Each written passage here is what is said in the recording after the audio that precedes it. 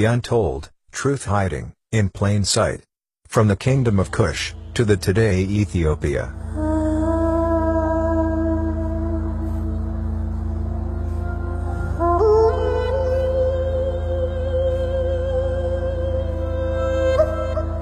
One the largest ethnic group in East Africa today, they were existed as a community of people for thousands of years in East Africa.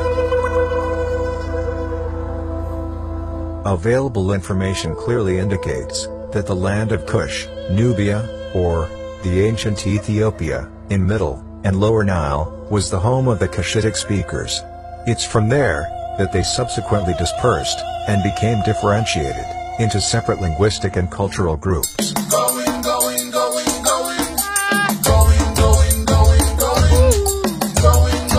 According to Marjorie Perrin, 1948 British historian and writer on African affairs, the emigrant Semites landed in a continent of which the northeast appears to have been inhabited by the eastern groups of Hamites, often called Kushites.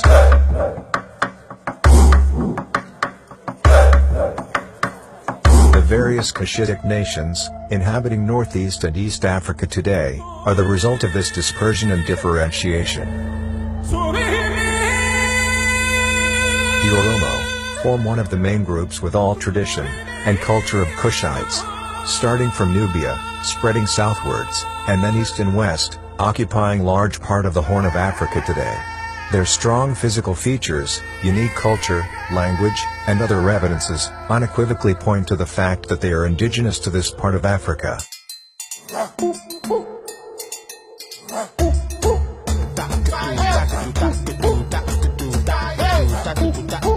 Many historians have clearly mentioned that the ancient Egypt land Black Kmt or Kemet was stolen from native African peoples, or the ancient Oromoo ethnic group. The untold truth, hiding in plain sight, is that the land Egypt today was taken by brutal force and subterfuge by European and pale Arabs of that time. So Egypt has a very long and an interesting history, but the Oromoo's land really is Egypt. Egypt is the Oromoo's land. Egypt was taken from ancient Oromos. Even the linguistic evidence, because I was surprised too in doing some linguistic study. In fact, now I even want to learn Oromifa. That's why I want to learn Oromifa, to get it right, how they say it.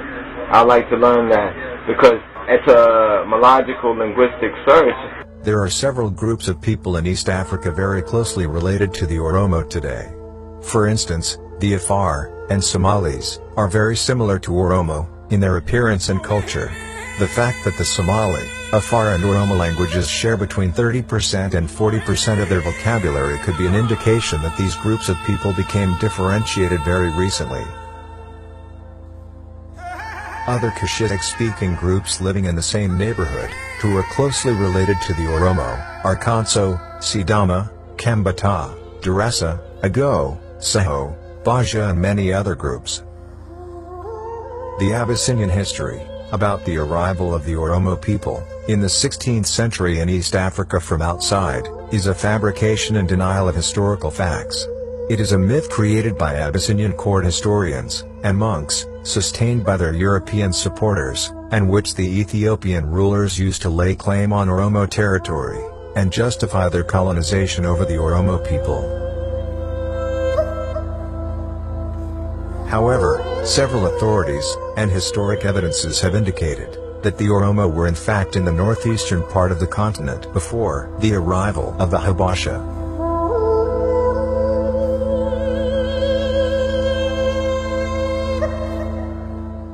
This short documentary is brought to you by Isaac Mo, from Bultoon Media.